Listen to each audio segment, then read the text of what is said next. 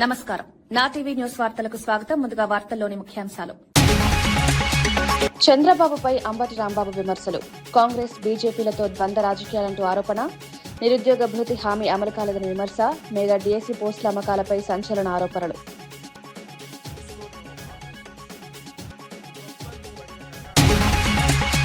తెలంగాణ ధాన్యానికి కేంద్రం ప్రాధాన్యమివ్వాలని తుమ్మల డిమాండ్. రైతుల పట్ల కేంద్రం వివక్ష చూపుతోందని విమర్శ. ధాన్యం కొనుగోలులో పూర్తి బాధ్యత తీసుకోవాలని సూచన. తెలంగాణ రైతులకు తగిన గుర్తింపు లేదంటూ ఆవేదన.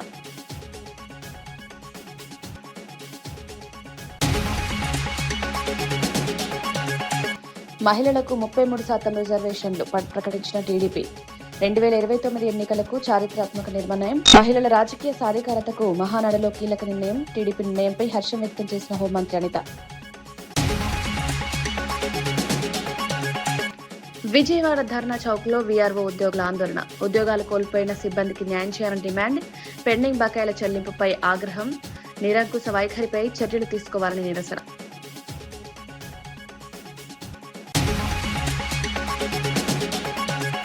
రాజ్యసభ ఎమ్మెల్సీ అభ్యర్థులపై రేపు తుది నిర్ణయం. సీఎల్పీ సమావేశంలో అభ్యర్థుల ఎంపికపై చర్చ. కాంగ్రెస్ హైకమాండే తుది నిర్ణయమన్న డీకే శివకుమార్. పార్టీ ప్రయోజనాల ఆధారంగా పేర్ల ఖరారు చేస్తామని వెల్లడి.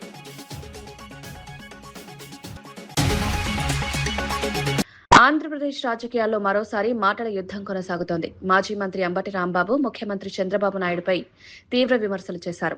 చంద్రబాబు ఒకేసారి కాంగ్రెస్ పార్టీతో హాట్ లైన్ కొనసాగిస్తూనే మరోవైపు బీజేపీతో పొత్తు రాజకీయాలు చేస్తున్నారని ఆరోపించారు. ఇటువంటి అనైతిక రాజకీయ సంబంధాలు నడపడం చంద్రబాబుకు అలవాటేనని వ్యాఖ్యానించారు.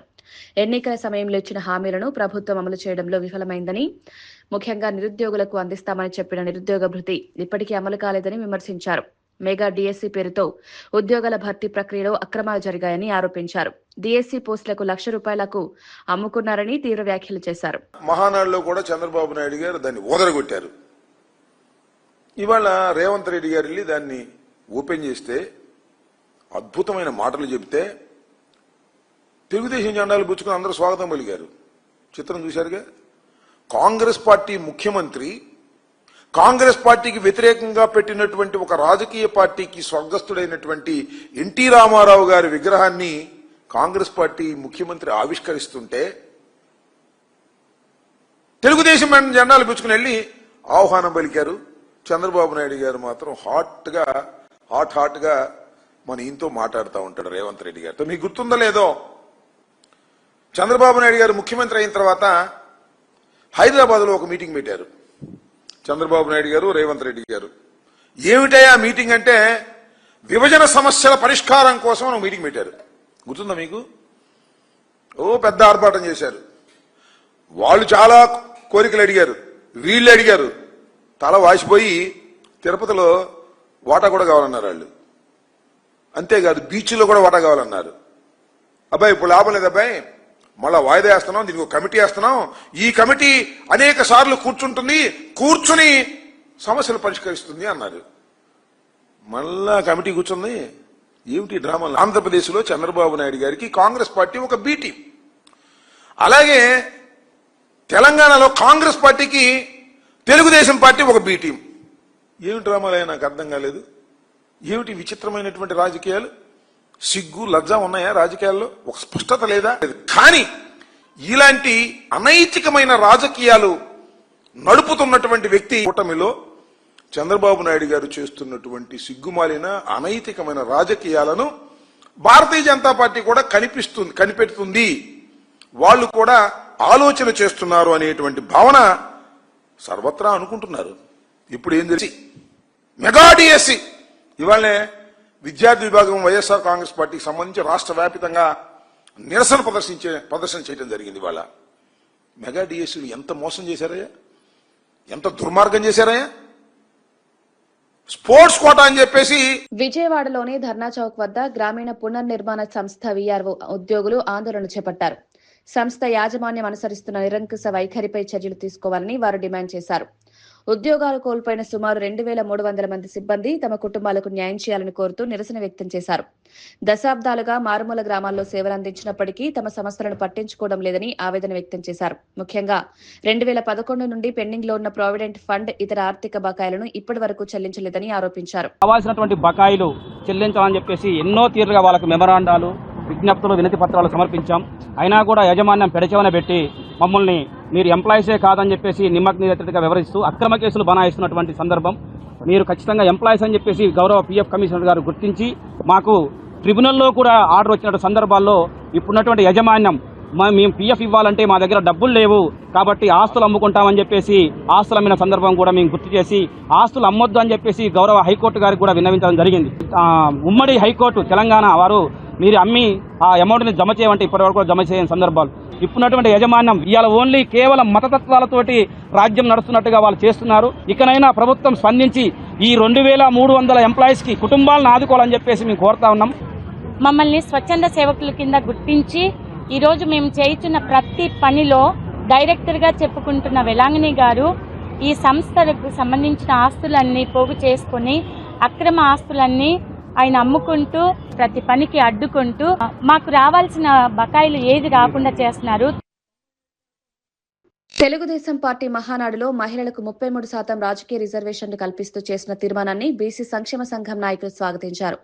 మంగళగిరిలోని బీసీ సంక్షేమ సంఘం కార్యక్రమంలో కార్యాలయంలో నిర్వహించిన సమావేశంలో ఈ మేరకు స్పందించారు. మహిళల రాజకీయ సాధికారతకు ప్రాధాన్యమిస్తూ తీసుకున్న నిర్ణయానికి టీడీపీ అధినేత నారా చంద్రబాబు నాయుడు, మంత్రి లోకేష్ కు నాయకులు కృతజ్ఞతలు తెలిపారు.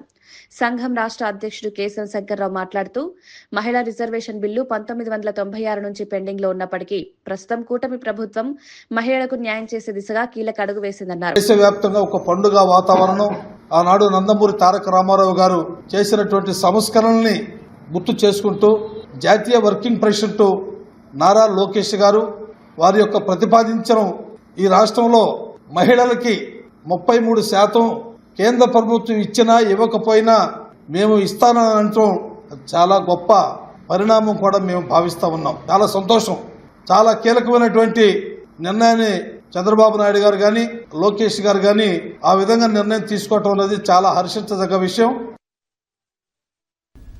రాష్ట్ర ప్రభుత్వంపై ఉద్యోగుల హామీల అమలు విషయంలో వైసీపీ ఎంప్లాయీస్ పెన్షనర్స్ వింగ్ రాష్ట్ర అధ్యక్షుడు నలబారు చంద్రశేఖర్ రెడ్డి విమర్శలు చేశారు.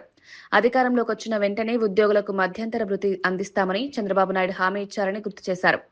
అయితే ప్రభుత్వం ఏర్పడి 2 ఏళ్లు గడుస్తున్నప్పటికీ ఆ హామీ అమల్లోకి రాలేదన్నారు. ఎన్నికల సమయంలో ఉద్యోగులు, పెన్షనర్లకు ఇచ్చిన పలు హామీలు ఇప్పటికీ నెరవేరలేదని ఆరోపించారు. ఉద్యోగుల సమస్యల పరిష్కారంపై ప్రభుత్వం స్పష్టమైన నిర్ణయాలు తీసుకోవాలని డిమాండ్ చేశారు. ఉన్నటువంటి PRCనే మీరు రిజైన్ చేయించి ఇంటికి పంపించి ఇంతవరకు పిఆర్ రివిజన్ కమిషనర్ అపాయింట్ చేయట్లా. 2 సంవత్సరాలు మరి రేపు దాటబోతుంటే 2 సంవత్సరాల్లో మీరు అయ్యారు, మరి మీకు ఇంకా టైం సరిపోవట్లేదా అని చెప్పేసి కూడా నేను అడుగుతున్నా. వచ్చిన వెంటనే అంటే 2 ఏళ్లు సరిపోలేదా అని చెప్పి మిమ్మల్ని అడుగుతా ఉన్నా. ఏ ఒక్కటి కూడా మీరు ఉద్యోగస్తులకి చేయకుండా కాలయాపన చేస్తా ఉన్నారు. ఈ రోజున చూస్తా ఉంటే మీరు వచ్చి 2 సంవత్సరాలు అవుతా ఉంది. మీరు వచ్చినప్పటి నుంచి మరి దాదాపు 5 డిఏలు పెండింగ్ ఉంటే 1 డిఏ మాత్రం ఎప్పుడో ఇచ్చి, అది కూడా అంతంత మాత్రం దాని అరియర్స్ మనం ఏప్రిల్లో ఇస్తామని ఇంతవరకు దాని జీవో ఇచ్చినప్పటికీ కూడా దాని అరియర్స్ ఇవ్వట్లా. ఈరోజు 4 డిఏలు పెండింగ్ ఉన్నాయి.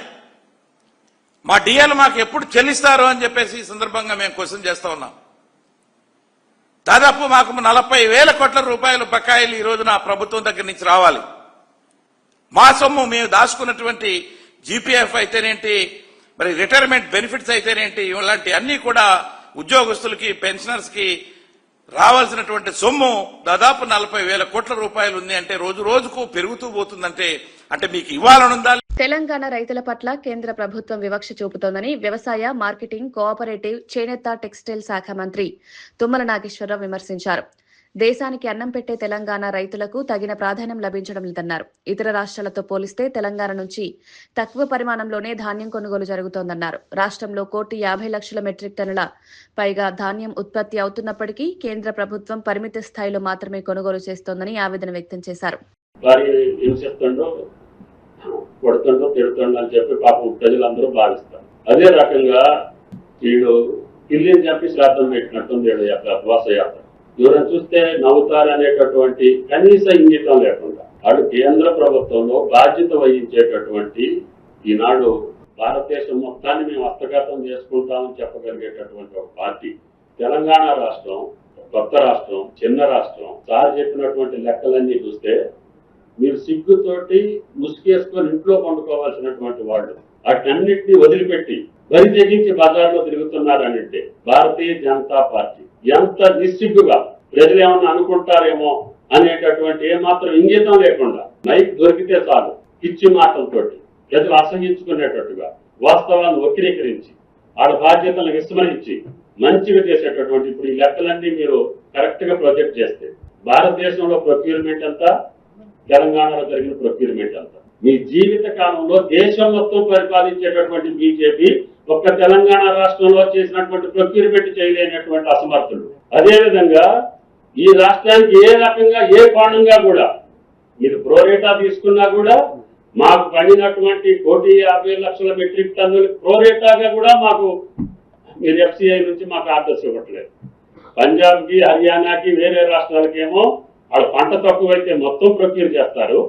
ఇక్కడ దేశానికి మొత్తానికి అన్నం పెట్టేటటువంటి తెలంగాణ రైతుకు మాత్రం మీరు ప్రొక్యూర్మెంట్కి అవకాశం మీరు మేము 40 కొంటాం, 50 కొంటాం. మరి మిగతా 1,00,00,000 మెట్రిక్ టన్నులు ఎవరు కొనాలి? మీరు MSP ప్రకటించడానికి కారణం ఏంటి? MSP ప్రకటిస్తే అందుకు అర్థం ఏంటి? ఆంధ్రప్రదేశ్ రాజకీయాల్లో లిక్కర్ స్కామ్ అంశం మరోసారి చర్చనీయాంశంగా మారింది. టీడీపీ అధికార ప్రతినిధి కొమ్మారెడ్డి పట్టాభిరామ్ ఈ వ్యవహారంపై తీవ్ర ఆరోపణలు చేశారు. లిక్కర్ స్కామ్ లో బయటపడుతున్న అంశాలను పరిశీలిస్తే వేలన్నీ తాడేపల్లి ప్యాలెస్ పెత్తందారుల వైపే చూపుతున్నాయని వ్యాఖ్యానించారు. ఈ కేసులో జరిగిన లావాదేవీలు, నిర్ణయాలు, విధానాలపై సమగ్ర విచారణ జరగాల్సిన అవసరం ఉందన్నారు. ప్రజల సొమ్ముతో సంబంధం ఉన్న ప్రతి అంశాన్ని పారదర్శకంగా వెలుగులోకి తీసుకురావాలని డిమాండ్ చేశారు. ఉన్నటువంటి పేదలను గుర్తించి ఆ కుటుంబాలని పైకి తీసుకురావడం కోసం ఆ ప్రక్రియ జరుగుతూ ఉంది. దాదాపు 11 లక్షల కుటుంబాలను ఇప్పటికే దత్తత తీసుకున్నారు. అది P4 చంద్రబాబు నాయుడు గారి vision, zero poverty, P4 public private people partnership. కానీ మన గొడ్డలి పార్టీకి కూడా ఒక P4 ఉందండోయ్. గొడ్డలి పార్టీకి కూడా ఒక P4 పథకం ఉంది. ఏంటి గొడ్డలి పార్టీ P4? పవర్, ప్రాపర్టీ, పైసా పార్ట్నర్షిప్.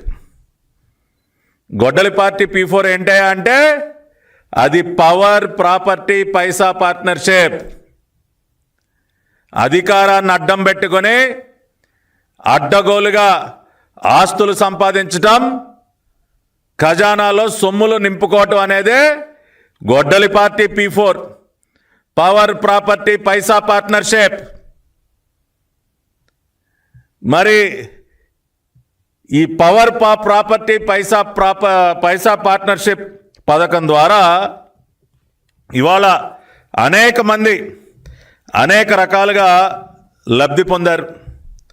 ఇవాళ KNR గారి భాగవతం ఒకసారి చూసినట్లయితే KNR గారి శ్రీమతి గారి బ్యాంక్ ఖాతా ఒకసారి పరిశీలిస్తే 2019 నుండి 24 మధ్య ఎంతండి, ఎంత విలువైనటువంటి లావాదేవీలు? 20 కోట్ల రూపాయలు. 20 కోట్ల రూపాయలు ఒక సాధారణ PA, గతంలో ఒక జర్నలిస్ట్గా పనిచేసినటువంటి ఒక PA అర్ధాంగి బ్యాంకు ఖాతాలోకి దాదాపు 20 కోట్ల రూపాయల సొమ్ములు వచ్చి చేరాయండి. ఒకటి కాదు, రెండు కాదు, 20 కోట్లు. అంతేకాకుండా ఆయన 19-24 మధ్య ఆయన సమకూర్చుకున్నటువంటి ఆస్తుల చిట్టా తిరుపతి, దర్శి, జగ్గైపేట, భోగాపురం తదితర ప్రాంతాల్లో ఎకరాలకు ఎకరాల భూములు.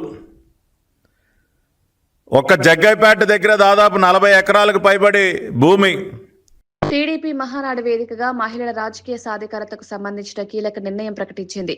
రానున్న 2029 సాధారణ ఎన్నికల్లో పార్టీ తరపున పోటీ చేసే స్థానాల్లో మహిళలకు 33% రిజర్వేషన్లు కల్పించాలని చారిత్రాత్మక తీర్మానం చేసింది. ఈ నిర్ణయం మహిళల రాజకీయ భాగస్వామ్యాన్ని మరింత పెంచేందుకు దోహదపడుతుందని పార్టీ నేతలు చెబుతున్నారు. మహానాడులో ఆమోదించిన తీర్మానంపై ఆంధ్రప్రదేశ్ హోంమంత్రి వంగలపూడి అనిత హర్షం వ్యక్తం చేశారు. ఒక మహిళగా, పార్టీ కార్యకర్తగా ఈ నిర్ణయం తనకి ఎంతో గర్వకారణంగా ఉందన్నారు. మహిళలకు రాజకీయాల్లో మరింత ప్రాధాన్యం కల్పించాలని పార్టీ ఆలోచనకు ఇది నిదర్శనమన్నారు. కింద వాడుకున్నారు. ఈ రోజు మహిళలు ఓట్లు వేయడానికే కాదు, ఓటు వేయించుకునే సత్తా కలిగి ఉన్న వాళ్ళు కాబట్టి ఓటు వేయించుకునే కెపాసిటీ కూడా ఇవ్వాలి అని కోరుకుంటున్నాం. కాబట్టి ఈరోజు నేను మహిళా రిజర్వేషన్ బిల్లు మేము ఇస్తామని చెప్పి మహానాడులో అనౌన్స్మెంట్ చేసిన తర్వాత నిజంగా చాలామంది హ్యాపీ ఫీల్ అయ్యారు. అట్ ద సేమ్ టైం అందరూ కూడా ముందుకు వచ్చారు. మీరు అబ్జర్వ్ చేశారో లేదో, మేము అనుకున్న మహిళలు ఒక్కలే లేచి నుంచుంటారేమో చప్పట్లు కొడతా అనుకుంటే మా శ్రేణులందరూ కూడా సుమారుగా ఆన్లైన్లో వీక్షించిన దగ్గర 15 లక్షల మంది కూడా నేను దీనికి ఏకగ్రీవంగా ఆమోదం తెలిపినందుకు నిజంగా వాళ్ళందరికీ కూడా నేను పేరు పేరున నేను ధన్యవాదాలు, నమస్కారాలు తెలియజేయాలి. ఎందుకంటే ఆ రోజు నుంచేనండి మీరు అబ్జర్వ్ చేసుకుంటే గౌరవ ముఖ్యమంత్రి గారు నారా చంద్రబాబు నాయుడు గారు at the same time Telugu Desam party, ఇప్పుడు ఎన్డీఏ కూటమి మహిళా పక్షపాతి. ఇందాక ఒక పెద్ద మనిషి నాతో అన్నారు, ఎక్కడైనా మీరు అబ్జర్వ్ చేయండి మేడం అంటే ఇది నా అనాలిసిస్ కాదు, జనరల్ ఇంటలెక్చువల్ అనాలిసిస్.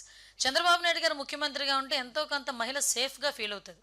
ఎందుకంటే ఇంప్లిమెంటేషన్స్ వస్తాయి అన్నది ఒకటి, వాడి బిడ్డలకు ఉద్యోగాలు వస్తాయి అనేది ఒక భరోసా. అంటే చంద్రబాబు నాయుడు గారు వస్తే పెట్టుబడులు వస్తాయి, చంద్రబాబు నాయుడు గారు వస్తే పరిశ్రమలు వస్తాయి, చంద్రబాబు నాయుడు గారు ఉంటే ఉద్యోగాలు వస్తాయి, నా బిడ్డ చదువుకుని ఇంట్లో కూర్చోవాల్సిన అవసరం లేదు, నా బిడ్డకు ఉద్యోగాలు వస్తాయి అన్న భరోసా. రేపు చంద్రబాబు నాయుడు గారు వస్తే మహిళలకు సంబంధించి ఏదో స్కీమ్ తీసుకొస్తారు. మీరు అబ్జర్వ్ చేయండి, ఈరోజు మహిళలకు ఆర్థిక గౌరవం ఇస్తామని చెప్పి ఏదో డ్వాక్రా గ్రూప్ రుణాలను, స్త్రీనిధి రుణాలను, ఏదో రుణాలను ఇచ్చేసి మేము ఊరుకోవట్లే. ఇంటికి ఒక ఎంటర్ప్రీనర్ తయారు చేయాలని చెప్పి 1 lakh ఎంటర్ప్రీనర్స్ని ఫస్ట్ బేస్ మీద తీసుకున్నాం. మీరు అబ్జర్వ్ చేస్తే లాస్ట్ ఉమెన్స్ డేకి గౌరవ ముఖ్యమంత్రి గారు గుంటూరులో ఉమెన్స్ డే సెలబ్రేషన్స్ జరిగితే మార్నింగ్ 10 o'clock నుంచి ఈవినింగ్ 6 o'clock వరకు ఉన్నారు. ఆ రోజు మీరందరూ కూడా అక్కడే ఉండుంటారు. ఏ ముఖ్యమంత్రి అండి ఒక ఉమెన్స్ డేలో వచ్చామా, ఉమెన్స్కి పొగిడేమో, 4-5 పథకాలు ప్రవేశపెట్టేసామో, మధ్యాహ్నానికి వెళ్ళిపోయామో అనుకుంటారు. కానీ ఆ రోజు ఉమెన్ ఎంటర్ప్రీనర్స్ ఎవరెవరైతే ఉన్నారో వాళ్ళందరినీ పిలిపించుకొని వాళ్ళతో మాట్లాడి వాళ్ళ కష్టసుఖాలు తెలుసుకొని వాళ్ళకి ఇంకా ఎలాంటి ఇంటెన్సివ్స్ ఇవ్వాలని చెప్పి ఆలోచించుకొని బయటకు వచ్చిన వ్యక్తి. అదే ముఖ్యమంత్రి ఈరోజు ఒక ఎంఎస్ఎంఈ పార్క్స్ని కూడా ప్రత్యేకంగా ఒక ఇండస్ట్రియల్ పార్క్ని మహిళలకు అప్పచెప్పారంటే ఈరోజు మహిళల మీద మాకున్న చిత్తశుద్ధి ఏంటో మీకు అర్థమవుతుంది. అంటే మేము కేవలం మా ఎన్డీఏ కూటమి కానీ తెలుగుదేశం పార్టీ కానీ మహిళల్ని ఓట్ బ్యాంకుల కింద మేము ఉపయోగించుకోలే. మహిళా శక్తిని కరెక్ట్గా కనుక ఉపయోగించుకుంటే ఆంధ్రప్రదేశ్ రాష్ట్రం ఏదైతే 2047కి మనం ప్రపంచంలో మొట్టమొదటి స్థానంలో ఉండాలి అనుకుంటున్నామో, అట్ ద సేమ్ టైం ఈ మహిళా శక్తిని కనుక ప్రాపర్ వేలో యూజ్ చేసుకుంటే డెఫినెట్గా ఉంటామని నమ్మిన వ్యక్తి గౌరవ ముఖ్యమంత్రి గారు చంద్రబాబు నాయుడు గారు, అదేవిధంగా ఉప ముఖ్యమంత్రి పవన్ కళ్యాణ్ గారు. ఈరోజు మీ అందరికీ తెలుసు, చాలామంది ఈ 33% రిజర్వేషన్ వస్తుందని చెప్పిన తర్వాత చాలామంది ఆశలు పెరిగినాయి. ఎందుకంటే చాలామంది టీవీలో కూర్చొని అనుకుంటారు మేము ఆల్రెడీ చట్టసభల్లో ఉన్నాం, మాకులా చూసి మాకులా వాళ్ళు కూడా రావాలని కోరుకునే చాలామంది ఆడబిడ్డలు ఉన్నారు. కొంతమంది అయితే వాడికి ఒక ప్లాట్ఫామ్ దొరకదు, కానీ ఈరోజు ఒక ప్లాట్ఫామ్ క్రియేట్ అవుతుంది. అదేవిధంగా ఈరోజు కనీసం ఒక పార్టీ ముందుకొచ్చి, తెలుగుదేశం పార్టీ ముందుకొచ్చి ఈరోజు మనం ఒక నిజంగా ఇక్కడున్న ప్రతి ఒక్కరు కూడా సంబరాలు చేసుకోవాలి. ఏమో ఇక్కడ కూర్చున్న మీ తాలూకా ఇంట్లో మీ భార్యో మీ పిల్లలో ఎవరో ఒకరు చట్టసభల్లో ఉంటారేమో ఎవరికి తెలుసు, అవకాశం వస్తుందేమో ఎవరికి తెలుసు. నేను అనుకున్నానా టీచర్గా ఉన్న నేను ఈరోజు హోమ్ మినిస్టర్గా మీ అందరి ముందు ఇలా మాట్లాడతానని? ఆ రోజు by God's grace, Chandrababu Naidu గారి దయ, పాయకరపేట నియోజకవర్గ ప్రజల తాలూకా ఆశీర్వాదం. అట్ ద సేమ్ టైం ఎవరు తెల్లరాత ఎప్పుడు ఎలా ఉంటుందో తెలియదు.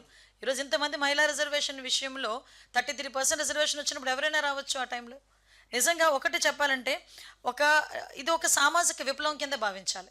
పర్టికులర్గా ఇది ఒక సామాజిక విప్లవం. చాలామంది ఏమనుకుంటారంటే మహానాడు అనేది రాజకీయ సభ అనుకుంటారు. ఎస్ కాదు, మహానాడు అనేది ఒక ఎమోషన్, లిటరల్లీ ఒక ఎమోషన్. మీరు అబ్జర్వ్ చేసుకుంటే మహానాడు సుమారుగా 40 మనం పార్టీ పుట్టినప్పటి నుంచి మహానాడు చేసుకుంటూనే ఉన్నాం. ఏ మహానాడులోనైనా మంచి ఎండల్లో వచ్చింది, రోహిణీ కార్తెలు అంటే ఎండల్లో వచ్చిందండి. రోహిణీ కార్తె అంటేనే బండలు బద్దలైపోతాయి అంటాం ఎండలకి. అలాంటి ఎండల్లోని కూడా కార్యకర్త అన్నవాడు చాలా ఎమోషన్గా నా పండగకు వచ్చాను అని, నా జాతరకు వచ్చానని 2 రోజులు 3 రోజులు కూడా వెయిట్ చేస్తుంటాడు. అటువంటి మహానాడు వేదిక మీద మేము ఏదో కల్లబుల్లి మాటలు చెప్పాల్సిన అవసరం లేదు. ఎందుకంటే దీనికి ఉన్న ప్రాధాన్యత గురించి చెప్పడానికే, ఏ ప్లాట్ఫామ్ మీద మేము దీన్ని అనౌన్స్ చేసామని చెప్పడానికే ఆ ప్రాధాన్యత చెప్పాను ఇక్కడ మీకు. కాబట్టి మేము అంత సెంటిమెంట్గా భావించే మహానాడు సభ మీద గౌరవ నారా లోకేష్ గారు ఇనిషియేషన్ తీసుకొని ఈ 33% రిజర్వేషన్ మేము కల్పిస్తామని చెప్పడం యాజ్ ఎ వర్కింగ్ ప్రెసిడెంట్గా, దానికి గౌరవ ముఖ్యమంత్రి గారు జాతీయ పార్టీ అధ్యక్షుల హోదాలో ఆయన దానికి ఆమోదం తెలపడం కూడా ఇది. కర్ణాటకలో రాజ్యసభ ఎమ్మెల్సీ అభ్యర్థుల ఎంపికపై ఉత్కంఠ కొనసాగుతోంది. ఈ అంశంపై తుది నిర్ణయం రేపు జరిగే కాంగ్రెస్ లెజిస్లేటివ్ పార్టీ సమావేశంలో తీసుకోనున్నట్లు కర్ణాటక ఉప ముఖ్యమంత్రి డీకే శివకుమార్ తెలిపారు. ఢిల్లీలోని కర్ణాటక భవన్లో మీడియాతో మాట్లాడిన ఆయన అభ్యర్థుల ఎంపికకు సంబంధించిన ప్రక్రియపై స్పష్టతనిచ్చారు. రాజ్యసభ ఎమ్మెల్సీ స్థానాలకు పోటీ చేసే అభ్యర్థుల ఎంపిక విషయంలో కాంగ్రెస్ హైకమాండే తుది నిర్ణయమన్నారు. పార్టీ నాయకులతో అంతర్గతంగా విస్తృత చర్చలు జరిపిన తర్వాతే పేర్లను ఖరారు చేస్తామని వెల్లడించారు. అభ్యర్థుల ఎంపికలో పార్టీ ప్రయోజనాలు, రాజకీయ పరిస్థితులు, నాయకుల సేవకులను పరిగణలోకి తీసుకుంటామన్నారు.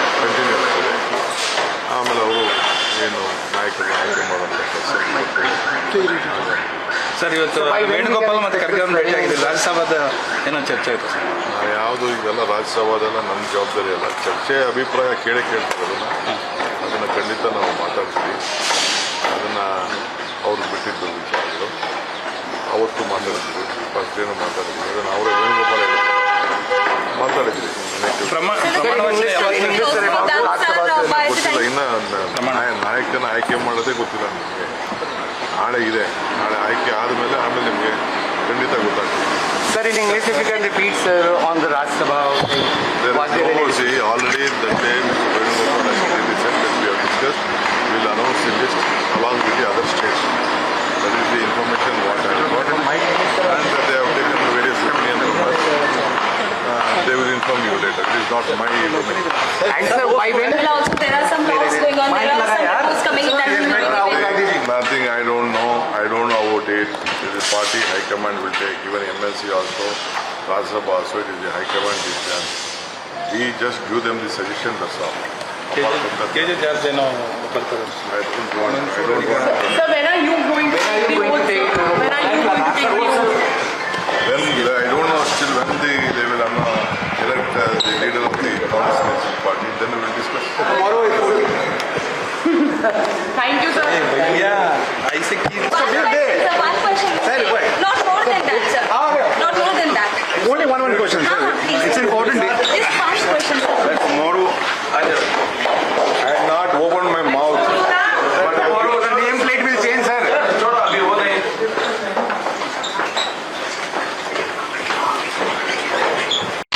మహిళా సాధికారతకు మరో ముందడుగుగా హైదరాబాద్లో మహిళా పారిశ్రామికవేత్తల కోసం ప్రత్యేకంగా ఏర్పాటు చేసిన ఇన్క్యుబేషన్ సెంటర్ను తెలంగాణ మంత్రి సీతక్క ప్రారంభించారు. ఈ సందర్భంగా మాట్లాడుతూ మహిళలు కేవలం ఉద్యోగాలు పొందేవారిగా కాకుండా మరెందరికో ఉపాధి అవకాశాలు కల్పించే స్థాయికి ఎదగాలని ప్రభుత్వం ఆకాంక్షిస్తోందన్నారు. మహిళల్లో ఉన్న సృజనాత్మకత, నాయకత్వ లక్షణాలను ప్రోత్సహించేందుకు రాష్ట్ర ప్రభుత్వం వివిధ కార్యక్రమాలను అమలు చేస్తోందన్నారు. కొత్త ఆలోచనతో వ్యాపార రంగంలోకి అడుగుపెట్టే మహిళలకు అవసరమైన మార్గదర్శకత్వం, శిక్షణ, సాంకేతిక సహకారం అందించేందుకు ఈ ఇన్క్యుబేషన్ సెంటర్ ఉపయోగపడుతుందని వివరించారు.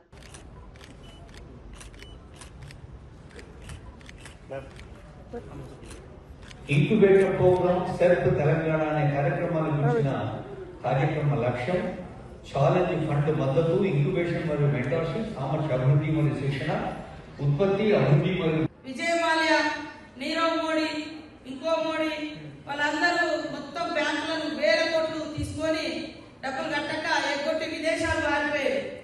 కానీ మా మహిళలు 100% రీపేమెంట్ చేసి ఇవాళ దేశానికే ఆదర్శవంతమైన ఆడబిడ్డలుగా తెలంగాణ ఆడబిడ్డలు ఉన్నారు. నిర్మల్ జిల్లా 0 రీపేమెంట్ అంటే ఎన్పిఎల్ అసలు ఏ రూపాయి లేదు ఇచ్చేది. మా వాళ్ళందరూ ఆ జిల్లా మొత్తం 100% కట్టేసారు.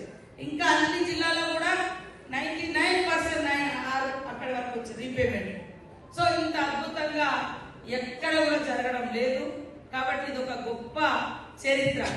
ఈ చరిత్రలో మరొక కలిగితురలాగా మరొక గొప్ప అచీవ్మెంట్ ఈరోజు BITS Pilani and T hub వీరు సహకారంతో మనకు ఒక్కొక్క మరి ఇంక్యుబేటర్ గా మనకు 10 crores రూపీస్ అన్ని రాష్ట్రాల్లో ఒక్కొక్కటి వస్తే మన దగ్గర 2 రావడం జరిగింది. తెలంగాణలో ప్రతిపాదిత రైతు డిస్కంపై కాంగ్రెస్ నాయకులు స్పష్టతనిచ్చారు. రాష్ట్ర రైతులకు నాణ్యమైన నిరంతర విద్యుత్ సరఫరా అందించడమే రైతు విద్యుత్ పంపిణీ సంస్థ ఏర్పాటు వెనుక ప్రధాన ఉద్దేశమన్నారు. విద్యుత్ నియంత్రణ మండలి నిర్వహించిన ప్రజాభిప్రాయ సేకరణ సమావేశంలో పాల్గొన్న కాంగ్రెస్ ప్రతినిధులు ఈ విషయాన్ని వివరించారు. ప్రస్తుతం ఉన్న 2 డిస్కంల వ్యవస్థను పరిష్కరించడంతో పాటు విద్యుత్ పంపిణీలో మరింత సామర్థ్యాన్ని తీసుకురావడమే లక్ష్యమన్నారు. గత ప్రభుత్వ హయాంలో ఏర్పడిన కొన్ని లోపాలను అధిగమిస్తూ వ్యవసాయ రంగానికి ప్రత్యేక దృష్టి సారించేందుకు ఈ చర్యలు తీసుకుంటున్నామని వెల్లడించారు.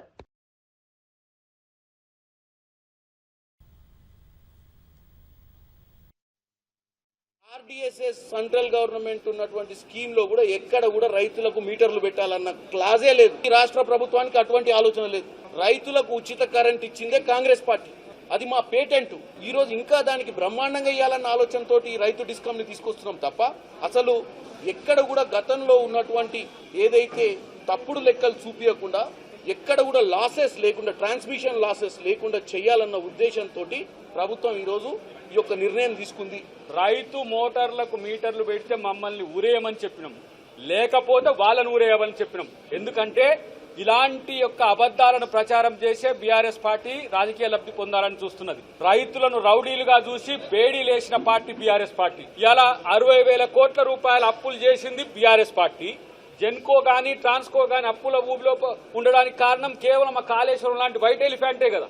పేద రైతులే కాదు, మధ్యతరగతి రైతులే కాదు, అందరికీ మేలు జరిగే ఈ ప్రక్రియను కుట్రకోణం నుంచి రాజకీయం చేయడానికి చేస్తున్న ప్రయత్నాన్ని మీరు తిప్పికొట్టాలని రైతు సమాజానికి విజ్ఞప్తి చేస్తున్నారు. విశేషాలు మరో బులెటిన్లో మళ్ళీ కలుద్దాం. నమస్కారం.